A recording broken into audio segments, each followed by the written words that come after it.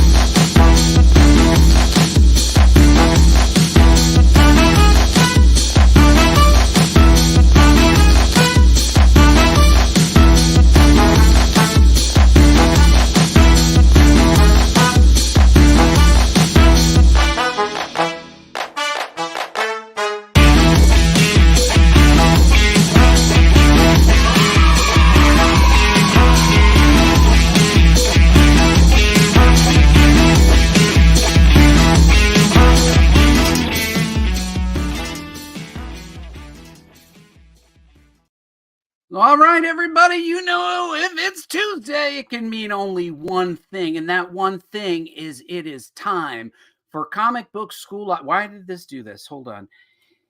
This can mean only one thing. It is time for Comic Book School Live. Thank you. The day of the week, I already got a thumbs up. The day of the week where you look forward to talking about the craft and business of, oh, come on, guys. It's like it's on a loop. It is time for the craft and business of making comics. My name is Buddy Scalera, a world-acclaimed writer, beloved by tens, and I am joined by my multi-award-winning friend and writer, Mike Fasolo, also the bartender at the, the Mos Eisley Cantina. Isn't that Mos Eisley Cantina, yes. Yeah, you've been doing during the strike, although the strike is almost over, Mike, and you're ready to... From what I hear, yeah. Just get that rake out and just start raking in that cash. Yeah, that's what I'm waiting for. I like the rakes, and I like the cash. Mike, we got a pretty mediocre show planned for tonight. As always. As always. We are going to be talking about what Comic Book School will be doing this coming weekend, Saturday and Sunday, at the New York Comicon at the Javits Convention Center. Our panels we only have 2 panels this year. We used to have like 7. We only have 2, and there is one on Saturday and one on Sunday. We'll be talking about that and sharing what you can do, you listener, viewer. No, not you. Behind you, Mike. Oh, right those. Yeah, right. Yeah, that's it. Yeah. What you, our listener, can be doing to participate and maximize your con experience. Mike, what do you think of that? I like maximizing con experiences, even though I won't do that. You wouldn't think that I work in marketing by day, do you? Maximizing the experience. So, Mike, I don't want to delay the show any longer than I have to, because people are here for a reason. This is one of those business-oriented shows where we want people to get right into it. So, what do you think of my graphics? Panels, giveaways, networking. Do you think it's got enough? I think that's your good marketing skills coming into play right there. Yeah, I wanted it to have some zhuzh. Some zhuzh. Zhuzh. How do you spell zhuzh? G-U-S-H. We should ask Redheaded Ed. How do you spell zhuzh? Hi, Redheaded Ed. Nice to see you. We will see Redheaded Ed this weekend, Mike. And I'm going to be talking about our panels, our giveaways, and our networking. So here's a quick overview. We're going to drill down to each one of these. If you want to take a screenshot of this, I will tell you ahead of time. These are listed in the app, but it is a little bit difficult to navigate the app. So you really have to know what you're looking for. But I would recommend that you add it, you scan your badge, add it to the app, and then you set it a reminder. Because from previous experience, I know that it's you can forget. And all of the educational panels are now in a completely new location. I don't know where it is. It's in the Javits Center. It's in the Javits Center, which spans like 4 city blocks. And honestly, Mike, I don't even know where our room is. So I'm sending one of the Comic Book School members early to scope out the rooms, because I don't know where to go. Going to leave a trail of breadcrumbs for you? Or Nutter Butters. Or Nutter Butters? Mike, just a side note, everybody knows that I love to eat a lot of sugar and then get all revved up. Mike sent me some specious study that claimed that sugar did not make already ADHD kids hyper. And I will refute that with my own personal experiences of eating Twizzlers really, really fast, running around the front lawn and falling asleep on the front lawn from a sugar coma. Go. You gotta watch the video. It says, they have all these studies that it isn't actually the sugar that does it, because it all gets converted. It's all energy. It's all glycogen and glycosol and all these weird scientific names. It has to do with the time of day and the tiredness and what parents are looking for when their kids do eat a lot of sugar. Ah, geez, Mike, I ate a pound of Twizzlers for dinner. Like a 1 pound bag by myself, ran around and fell asleep. They weren't there. All I'm telling you, watch the video. That's all I can tell you. Yeah. Oh, okay. Oh, you found it on the internet, so it must be true. It has to be true. It has to be true. If I found a video that said that one was false, I'd be like, oh, okay, it's completely false. I found it on the internet. Okay, so here are the panels. Here's an overview of the panels. Let's dive deeply into how to prepare for Portfolios Workshop and Review. That is on Saturday, October 14th, 3:30 to 4:30. Once again, you can look for it within the app, but let me just tell you, good luck. Just try to figure out where it is. I don't know where the locations are.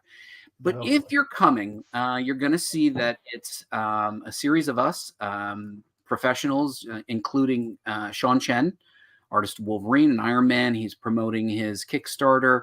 Marcelo Ferreira, who has been exclusive with Marvel for the last, I think, 4 years.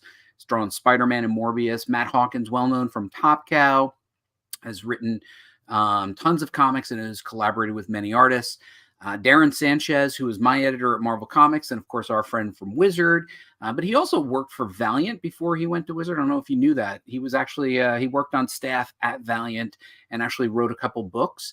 And Anthony Marquez, he is an artist on Batman, but he also is the owner of the Kubert School, the headmaster there. We had him on the show a couple months ago, and the two artists, in particular, Marcelo and Anthony, are going to bring actual portfolios to show you what a physical portfolio looks like and what you should include. Now, we're also going to be doing live portfolio reviews. I understand that this is a little ironic. We're going to teach you how to build a good portfolio, but we're going to review the ones you already have. Hey, it is what it is.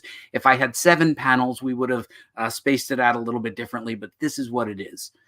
And I will note there's a spotlight portfolio. I'll explain what that is. So, Mike, if you're an artist, and I know writers, we would love to do portfolio reviews of you as well. But right now we can't. We just can't. We don't have. It's 3:30 to 4:30. We get through like one person. Okay, so if you're an artist, you should bring your portfolio. It doesn't matter if it's pencil art, inks, colors, painted work, doesn't matter. If you're an artist, bring your portfolio. I'd recommend that you bring 4 to 6 samples. Most editors and writers and artists are going to want to see more than just one page. You want to put together minimum 4 to 6. If you have more, that's even better, but put your best 4 to 6 up front, because those will be the ones that we are looking for. Now, when you're a reviewer, and I've sat there in the review chair, a printed portfolio is really the best, especially if you're doing it at full size. You can really see the art. You can see what you're looking at.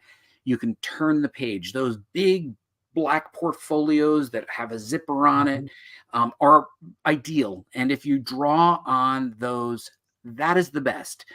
If you want to not bring your originals, you can go to Staples or some other store, and they will make you full up 11 by 17 printouts of your work.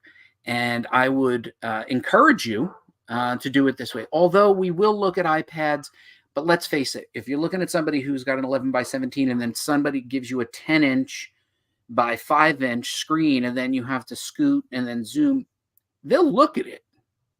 They won't care. But that will affect the way people perceive your work. I'm sorry, we're human. Our eyes focus best on the big stuff. I would also suggest that you bring samples. If somebody really likes what you're doing, they go, Mike, you're the best. I love this. I want you to Thank you. contact me. I would strongly recommend that you bring a small, maybe 8.5 by 11 stapled sample of your work. You could do it one page where you literally have a couple of images of your sample art on one side, and on the back you have your contact information. It could only be one page, something small that's easy for somebody to carry. Mm-hmm. You know, in lieu of that, you should have business cards. You should have the printouts with your name and your contact information. Before I get into the Spotlight portfolio, any thoughts, anything to add to this, Mike? Well, my question was going to be about the iPads. Could somebody bring them? But you answered that. You know, an iPad hold on. Let's see. Hi, Tom Smith here. I worked as a colorist for over 35 years, mostly with George Perez. Hi, Hey, Tom. Nice to meet you. Tom, do you agree with our assessment of approximately 4 to 6 pages of art?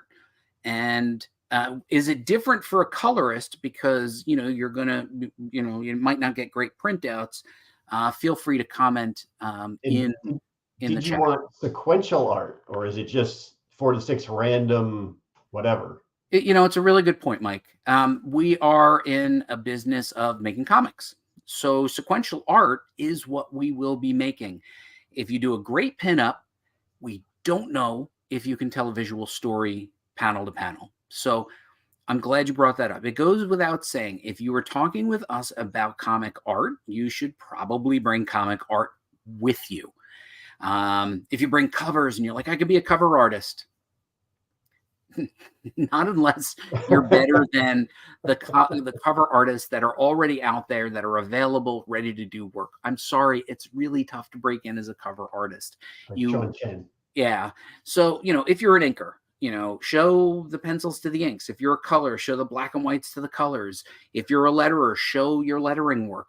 Whatever you do, 4 to 6 pages. Once again, preferentially, you know, 10 by 11 by 17. Now, Spotlight portfolio. What this is, Mike, is something that we're going to try to do with cameras and at least 1 or 2 people who will get a live review. They'll come up on the stage. They'll sit with Sean Chen and Marcelo and Darren and, you know, all the different reviewers, and they will get their art and their portfolio critiqued. We'll show them in real time. So they will be up there. It's sort of like an American Idol site type of thing, except there's no winner or loser. But you do have to recognize that as a person, you're going to have your work publicly commented on. Yes, and that sometimes can be hard. You have to have a little bit of a thick skin to take the constructive criticism and not fly off the handle and be like, my stuff is the best, and then take your portfolio and run out of the room. Yeah. Now, the purpose of this is so that everybody can see the kinds of feedback that the pros are giving, and not to take it personally. They'll say like, oh, there's a tangent here, or this finger's too big, or, you know, you got to work on your backgrounds. For everybody to hear that, but also see the art that is in there, it is really, really important so that they understand that people aren't being picked on. I have a question come in, but I do have another comment. Okay, so if you're an inker, colorist, etc., is it better to have your own art or multiple artists that you have inked or colored for? Basically, is it better to have multiple styles or just one? Great question. If you are an inker or colorist, it is better to have multiple artists to show how you would interpret their work. That is, you are not only going to work on a single artist's work. If you can do it, it's also advisable to show different ways that you would ink or color that same work. Big piece of advice, one that is completely unintuitive, but once you hear it, it makes a ton of sense. Pick a really good artist. Pick a real working pro. A lot of them have their pencils out there online available. You will get a better response because psychologically we're looking at a really good artist's work who we may have worked with, the editors may have edited, the writers may have written for. So we know what they bring to the page. We want to see what you bring to the page. You want to show a finely hatched version versus deep brush work. You want to show the different color tonalities. You want to show a day scene versus a night scene. This is all up to you. I would strongly recommend that you find work. You love Todd McFarlane, go find McFarlane work, right? You love Sean Chen, go find some Sean Chen work. But reality is, you are going to have to ink over or color over or letter over other people's work. I'll pause there. Mike, any thoughts? I think that's a really great thing to do. Because can you find that stuff online? Is it easy to find like a Sean Chen background or It is something? surprisingly easy. Many different artists have their work on there. It is, there's no contract around it. Most people just put it out there. They know that people will draw over it or use it as a learning tool. It's not like you're going to go and sell it. If you were to sell it, it would be a problem. But you're just trying to show off what you would do. I'm going to give you another piece of advice, particularly when it comes to the portfolios and the workshop. This is really important. If you're going to get a portfolio review, bring a friend. Bring a friend. Why would you bring a friend? Why would you bring a friend, bud? All right, hold on. Sorry, lost you there. Color is all done on computer, so now you have to do your work on computer. So Tom Smith noting that, so it's probably a good idea to bring your work on an iPad, preferably a larger screen iPad if you can, to showcase your coloring work. You're not going to get a good printout at Staples of a color printout. So colorist probably most likely are going to have to show it on some sort of digital device. So Mike, ask the question again. Why would you bring a friend, bud? Here's the thing. You're getting a review. Your heart's pounding. You're listening to a critique of what you're doing right, what you're doing wrong. But what you're going to hear is everything that you do wrong. That's all you're going to remember. Your heart. Okay. All right. I'm trying to remember. Now, the other person who's waiting with you is like, okay, let me just take some notes. Seems to like it. Has complimented. Oh, said good job on this. You're not going to remember any of that. You're going to leave and you're going to be like, I don't know. Right? They hated it. I'm done. So my strongest recommendation is either while you're waiting there for your portfolio review, if you haven't brought somebody, I would strongly recommend find a partner. Find a partner who's good at taking notes, good at listening, and has no skin in the game. Could you record this? Like, even if it's just like a voice on the phone, what they're saying? I've been recorded and it's very awkward. Okay.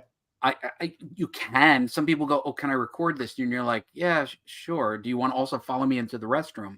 And it's just awkward, Can you? Yeah. I mean, it's like for someone who say doesn't have a friend and they do want to remember everything. Well, if they don't have a friend or they didn't realize ahead of time or didn't get 2 passes to the show, we'll be sitting in the audience. Turn to the person to your right. I'll be your partner. Will you be my partner? That's all it will take. We're all here for the same reason. Okay. Since I'm talking a lot, you read the questions. You ready? Go. Point of reference. Know whose work you are drawing on. If you ink or color someone else's stuff, you might just meet the very person at the event. Oh, that's a good point. That is a good point. Not don't want to be like, yeah, I couldn't find any good art, so I just inked over this, and it's like, that's my page. Okay, we have another one. You want to read it? Never Nesser give up. Nesser give up. We're sorry, Nesser. I think he meant something. What did he mean, Mike? He meant never give up, which is never give up. And we're glad to have Tom Smith on, so we're not gonna rake him over the coals like we would do to everyone else. Show your samples to artists and get their input. That's true. Yes. Yep. And remember, if people are talking about your art and giving you feedback because you ask them to, they are probably going to focus on what you need to improve. Now, do you think if you took some of your samples to someone in Artist Alley, they would just as easily give you some reviews? Not if you brought like 75 pieces, but if you brought a couple? Happens all the time. It depends on how busy it is, right? You're busy. If somebody's busy trying to get a commission done, they don't want to look at your portfolio. Somebody's like kicking back, they might want to look at your portfolio. Writers, as a writer, I generally am like, yes, let me see your portfolios. So you have to get a Know feel your for it. audience. Yeah, and you're asking somebody for a free favor, and they paid for that table. Yeah, buy something. So, right, buy something. Hey, listen, I'm going to buy your trade paper. Would you look at my portfolio? Goes a long way from, let me push your books out of the way. Can you do something for me for free? So, okay. So there you go. Hold on. One more. Also, to that friend comment, try to bring an objective friend. Some people can be overly positive or negative. Some people's moms love you too much. Very true. Moms do you. That's true. They love you. That is true, Mike. And yet, you know what? I don't have nothing else to say. I'm going to make a dirty mom joke, but I was like, all right, let's keep going. What do we have here, Mike? Hey, Miriam. Hey, everyone. Hey, Miriam. And then Tom says, I have done many cons and have always given positive feedback. Good. See, there are some very nice pros out there. There's always something nice to say. I mean, you don't have to be critical of every little thing. There's always, There's always something nice to say, but you don't have to actually say it. There's no problem in dashing somebody's dreams. Got to have that thick skin going into these. Thick skin. Now the audience is talking amongst themselves. Amen. We'll just sit back and let them talk. All right. Are they done? Okay. All right, here we go, Mike. So that's the last bit. So if you want to be in the Spotlight portfolio, it will be helpful so that we're not scrambling in real time at the show. If you'd like to be considered for a Spotlight portfolio review and you're willing to get on stage and have your review done in public, send me a link to your work. Please, no attachments. What you think is a fairly normal size 26 megabyte file, I do not want to see in my inbox. I don't want to see 50 attachments. I don't want to see 15 emails with a different send me a link to your portfolio. If you don't have one, it's fine. Just don't send me an attachment. But if you want to be considered, think about what I'm asking for and what we're looking to review. Think about what we'll have preference to in a printed portfolio. We will decide at the moment during the event. But at the same time, if you want to get ahead of the line and be part of that portfolio, that Spotlight portfolio, we would welcome that. What do you think, Mike? Will there actually be a spotlight on the person? I think so. And German shepherds barking and a siren. And you have to jump over an armed guards. Armed guard and a barbed wire fence. Okay. Extended the metaphor more than we needed to. Here we go. Okay, so that's Saturday. And then on Sunday, we have Creator Connection, and there are many imitators, Mike, but there's only one original, and that is Creator Connection. That's our speed networking. Doesn't matter if you're shy. Doesn't matter if you are not very well articulated. Doesn't matter if you're very outgoing. What we do is we create this the scenario where we put two people together.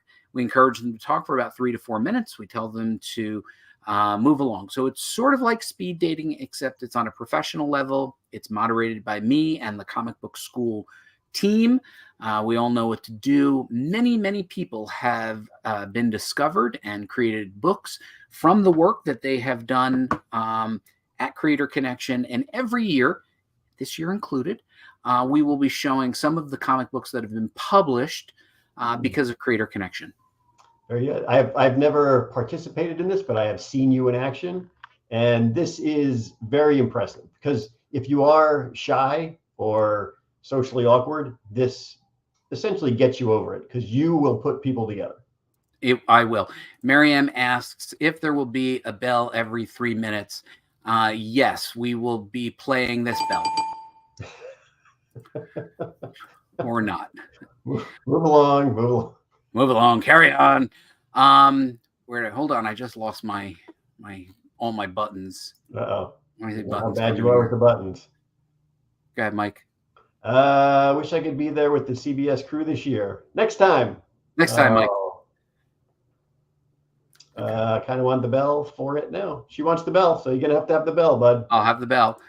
And our pro in the audience, the ringer in the audience, what does he say? Great job, guys. Keep the faith and keep on doing what you're doing. Thanks, Tom. Nice to meet you. Hopefully we'll connect in person or maybe even have you on the show one night. Yeah, maybe we'll figure out a way to get him on the show. What do you think, Mike? That's pretty good. I went to school with a Tom Smith. Did you? That's probably not him, though. I don't know. Maybe it is. I'll remember what you said next year. Oh, Uh-oh. Ooh. just calling them out. I still remember what you did last summer. Ooh, scary movie. Okay.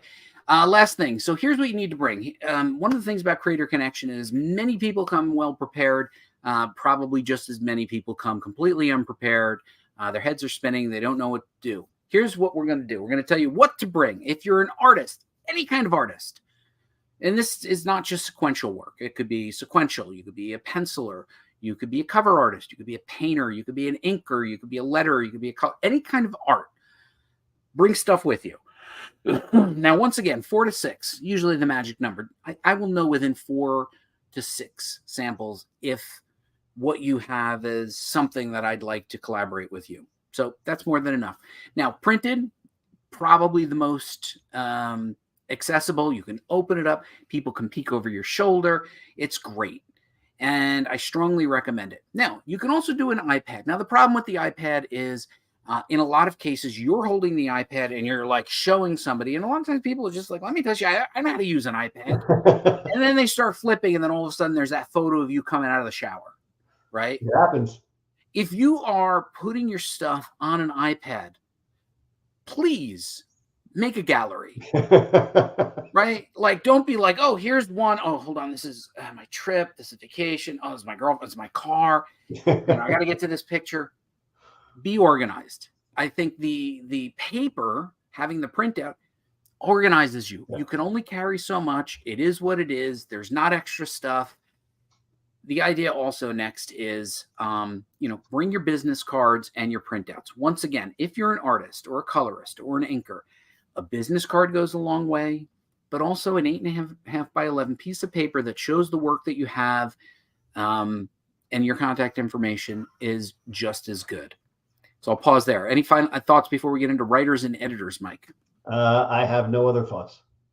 Be prepared. You already said Did you have any thoughts tonight? I had a thought early this morning, but it quickly left my brain. Good. Okay. Writers and editors. So you and I are both writers. You and I have both spent a good deal of our lives as editors. And I think what's important is, as writers and editors, we have to have a clear message. We have to be clear about what we want to write, how we want to collaborate, some of the ideas that we have, and where we would like to go next and what we're looking for. So let's say you and I write a lot together. Let's say we meet an artist and we go, oh my God, this guy would be great for this idea. Because you look at that work and you go, my story would be great. I have a horror story. Can I tell you a little bit about my horror story? Be ready with your elevator pitch. Yes. Like, study it. Like, remember what the hell you write. Yep. Just a couple. It only has to be a couple of sentences. If you are thinking of a story, you have a story, narrow it down to the least amount of words that get the entire story told. And be clear. Yes. Know when to stop talking. You don't have to tell the whole beginning, middle, and end. We're talking about a 3 to 4 minute engagement, and then you want to break. Now, if you're providing editorial services, be clear. What kind of editor are you? Right? There's lots of editors. There are story editors. There are copy editors. There are production editors. There are different types of roles. If you're coming in and you're saying, oh, I'm an editor, I'd like to edit your work. Be prepared to discuss what you bring to the table, particularly if you feel like, oh, I want to be an editor and I'm willing to work for free on an anthology versus I'm going to be your editor and I expect you to pay me, right? In a lot of these scenarios, people are just looking to get their first work exposed. So you may be collaborating and working for free. That'll be up to you. Certain times somebody will go like, well, listen, there's 10 people who want to work with me and a couple people want to pay me. You may be a person that has to pay somebody, particularly if you're a writer. You're going to have to feel it out. But the point of Creator Connection is to start a dialogue and then continue it after the show, Mike. Yes. Follow-ups. Follow-ups. All right. You read this one. It's a long one. I need to get a drink. Oh, boy. Have a way for people to follow up with you, be it email, social link, but one place that you will check back with. 6 social channels and 4 emails later, you may miss a great connection. Very true, Redheaded Ed. Redheaded Ed has been to a few of these and knows exactly how this thing works. Yes. Solid Exactly. advice from an editor of Comic Book School. We will also be, as I've noted in the bottom right-hand corner, we're going to be doing a lot of giveaways. Do you mind if I show you some of the giveaways, Mike? I love giveaways. Free stuff is my jam. Feel free to chat to the audience as we're. Oh, you're getting out the free. Oh, I won't spoil it, but yes, it's all free. Yeah, so here's the thing. So we're going to be giving away markers. One of the things. Oh, why don't I go full screen? See, you weren't prepared. No, I'm very prepared. All right. So these are very popular, Mike, over the past couple of shows. Let's just open it up. You should have already had a drawing to see how well they ink and letter. Yeah. And draw. But what I'm going to be doing is giving away markers like this. Now you can see these are tones of gray. Now, if you're an artist in Artist Alley, you will know the value of these to be able to have tones. So you have certain types of grays, and there's slight variations in blacks. You'll see I have a massive brick of drawing pens. Now, these are the drawing pens that go from. Well, let's open it up and show people, Mike.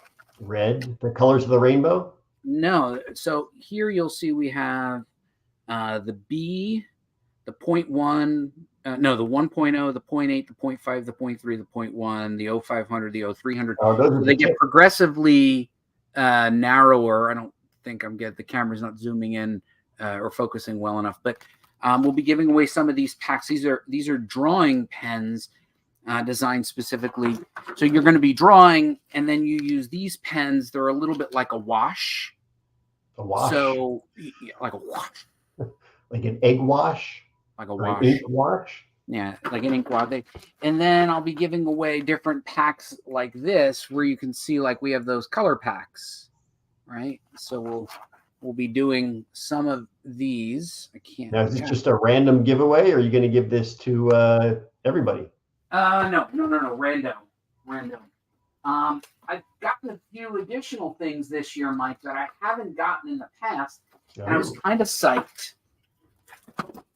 I got paint pens. These are full silver. Okay. Paint pens, full bronze. Nice. Right, for your art. Got different types of thick markers and stuff. Lots of colors, like super thick. So if you're drawing and you're making your art, you need some super thicks. Let's go over here, Mike. Let's see what else I got. Uh-oh. I hear you grunting back there. Oh, that's nice. 30 pack. I like 30 packs. 30 pack. Are people liking these? I don't see. Hold on. All right, hold on. They're too enthralled to type. Calendly, they offer Mariam. They got a link. Calendly. They weren't talking about us, but anyway, these are the kinds of markers. What else do I get here? I just got the box here today. Different types of pens, like calligraphy pens. Yes, it's gonna look that tip on that one looks very fancy. I got calligraphy pens in silver, gold, and in white. I got some white pens. So if you're an artist and you're drawing snow, you might want to spot in snow. Some calligraphy snow. So you got a lot of supplies there, bud. Mike, it's like Christmas here. I mean, it just keeps going. So yeah, I've gotten a lot of stuff, and we'll just have general giveaways for people, random things. Again, this is the paint pens. These are rose colored, but extra thick. These are the thin ones. Oh, they got the little spray they got stuff in them. Meatballs in there. So we got lots of cool things. You're going to have to come to there. Yeah, here's the whites. That's for drawing snow. Isn't that awesome? And clouds. White ink. There's white ink. Every artist in the world's like, we know. What do you need white ink for? Well, if you're drawing a cloud or a fluffy kitten. Yeah. So, oh yeah. And here's more whites, but a pink pen. Like Nice. you're an artist, you're drawing something, and there's your whites. And those are all free giveaways. These will all be free giveaways. Oh, we lost. Well, I gotta hold on. Oh, I just got one a couple weeks ago. It must be one of the pens she was talking about. Okay, hold on. Uh-oh. I like the 30-pack, buddy. Okay. Redheaded Ed is excited about the markers. I love a white pen. So this one, Mike, I'm going to save this one for Mariam. You should put her name on it. I'll write it in white. Great for eyes. Yes, eyes are white. Eyes are white. She's also, I'd like to order 2 of each. She's on fire. I think she really likes the markers. She's going to be there. She's going to be first in line tomorrow. How many can I go home with if I help you carry them into the panel? It depends on who you're carrying into my panel. I'm carrying them into the panel. Who are they? Yes. And why are you carrying them? Jonas Brothers, maybe? On dark colored paper. I don't know. I'm not an artist. You know, it's so funny how the artists will like, well, what do you use that for? Redheaded Ed, Mariam will be like, what do you use that for? I'll be like, I don't use it for anything. I'm a right. You know what? I got a couple of pens for me and you. That's it. There's nothing that you and I could possibly use. All right, here we go. We're almost done. Okay, so Mike, important stuff. Be sure to go to Comic Book School. This is all on the website. I recently updated it with comic publisher submission guidelines. I try to keep this as up to date as possible. If I've missed a publisher or if something's out of date, please let me know. But ultimately, if you know that there are going to be publishers there or people that work for publishers, for example, Matt Hawkins works at Top Cow, it would probably be a good idea for you to go there and see what the publishing submission guidelines are for Top Cow. Medcave will be there. Probably be a good idea for you to figure out what they're looking for and read up on it. I cross-linked all of that. Very true. That's great. It's a good thing to know. Yeah, I think I've been updating this for like 8 years now. Wow. Just gave it another quick spit and polish. I don't know what that whole motion was, but that was supposed to be spit and polish. All right. Also, the free Comic Book School newsletter, the weekly newsletter that I send out at best once a month. I haven't sent it out in a really long time. I will be completely transparent. Mike and I wanted to focus on the show. And we are, honestly, there's only so many hours in the day. We had to focus. So we focus on that. But now the show is on autopilot. We really don't put much work into it. We don't really care what you think. We have complete disdain for our audience. No, we're kidding. We love you guys. We're glad to see you every week. Mike, you want to read off? Because I need another drink of water. Go ahead. Sure. What am I reading? The markers. I will carry them into the panel, but I might lose a couple packs of pens in the back of my trunk. Trunk or truck? Truck.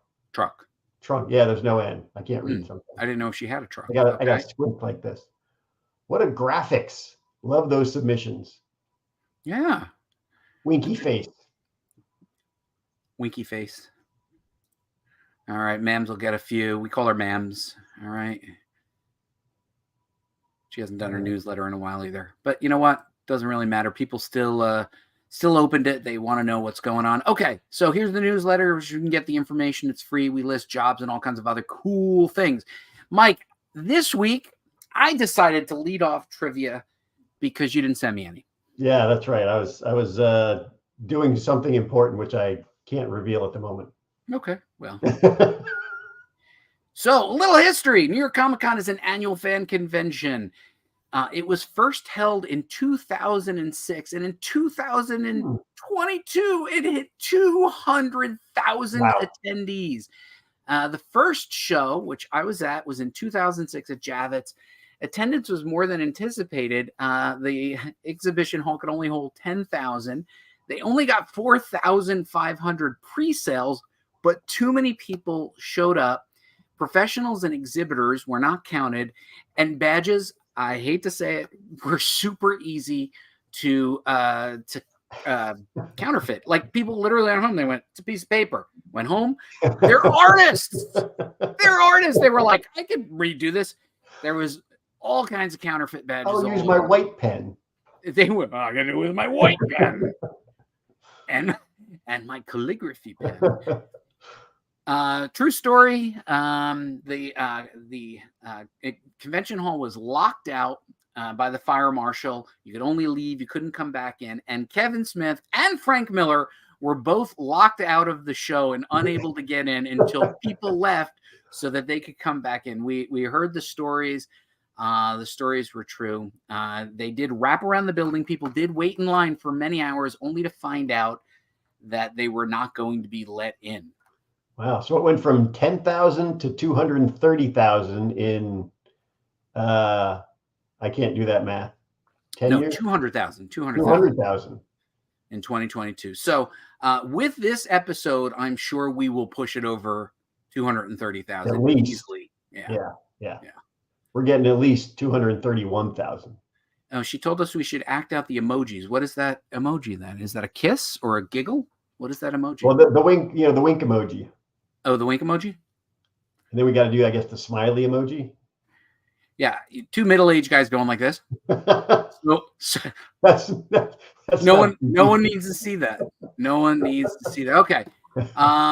Okay, so that's our history of New York Comicon. Mike, did you ever look up why the Javits Convention Center is called Jacob Javits Convention Center? It's because go ahead. I just always assumed it was named after Jacob Javits, who I didn't know what he did or why he was. That's right. He was a United States Senator for New York. He was all kinds of political things. And they built it between 1980 and 1986. And it has since grown many times. And now there is the Hudson Yards subway stop nearby and a building off where you can't see in the picture. It's multi-level. And that's a piece of Jacob Javits history that nobody would have bothered to look up. I would not have bothered to look it up, and now I will never forget it. If you think about it, it's on 11th Avenue between 34th and 38th Street. It really does span 4 city blocks and 1 block. Why, it is humongous. Was Jacob Javits humongous? He was enormous. He was actually a giant from the hills. He was actually a snow giant.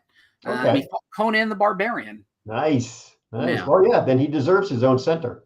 He certainly does. So I guess she liked our emoji face, which is good. And she's still on. So she didn't live, although we did lose some viewers just now. Well, it happens. It happens. Okay. So a quick reminder, this Saturday and Sunday, giveaways while supplies last. Yes, I flashed a lot of things up on the screen in terms of markers and tools, but they will only last as long as they last. So first come, first serve. And last but not least, next week, we will be hosting our good friend, Mark Wade, world famous writer. Let's get a little round of applause for that. Hold on. Let me scroll down.